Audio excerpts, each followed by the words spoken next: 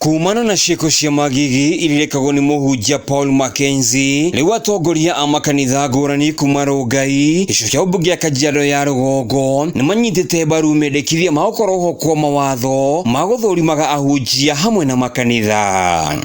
Na thirikari nĩ ĩkĩte wega twĩna ngatho nĩ ũndũ wa kuoya ikinya na gũgathondekwo andũ a gũchunguza makanitha nigetha maundu mau mathire bũrũri wa Kenya na nigetha kanitha ũgĩe na riri na ũgĩe na gĩtĩo kĩaguo.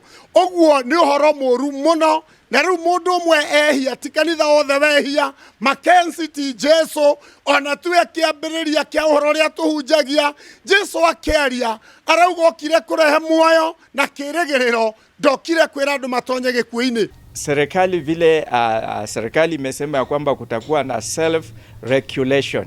Hiyo ni jambo ya maana sana, na hiyo self regulation inafaa ipitie pia kwa pastors fellowship. Kwa maana pastors fellowship katika kila mahali Kenya hii kuna wachungaji ambao wanajua wachungaji katika sehemu hiyo. Na wachungaji katika pastors fellowship wataweza kujua mchungaji ambaye ni pandia, na wataweza kuripoti kwa serikali ya kwamba kuna mchungaji ambaye ni pandia ambaye ana mafundisho ambayo si ya kidini. Kwa hivyo hiyo regulation ni nzuri sana na ihusishe pastors fellowship. Oho nĩ moritie arũmĩrĩri ikoba gũthuthuria ahunjia arĩa mararũmĩrĩra nĩguo kwĩyamũrania na ahunjia a maheni.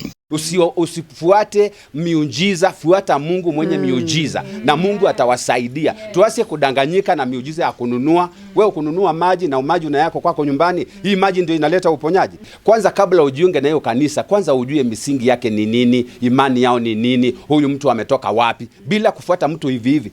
Lakini saa hii sasa wewe usimama tu na ufanye mambo tu dabrakadabra, kila mtu anakimbia pale na watu wana ufasaha sana.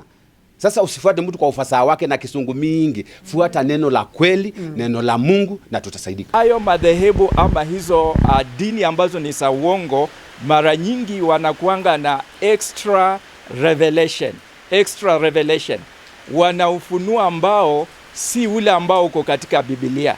Utasikia wakisema ya kwamba Yesu amemtokea, Mungu amemwambia, na ukiangalia hiyo revelation ambao wanakuja nayo haiko katika maandiko. So they will always come with extra revelation ambayo iko katika Biblia. Ukiona hayo mambo ya matatu na wewe ni Mkristo, toka mali hapo, kwa sababu uko katika hatari. Shirika nĩ ngũmera makanitha mothe gei na kĩrũgamo thĩinĩ wa wĩtĩkio wa Biblia, thĩinĩ wa wĩtĩkio ũrĩa wa Mwathani, nĩgetha mũtige kwĩneana ikuũ-inĩ na mathĩna-inĩ na gũtunywo. Handũ-inĩ ha Njata TV kuma Rongai gĩcigo kĩa ũmbunge Kajiado ya Rũgongo.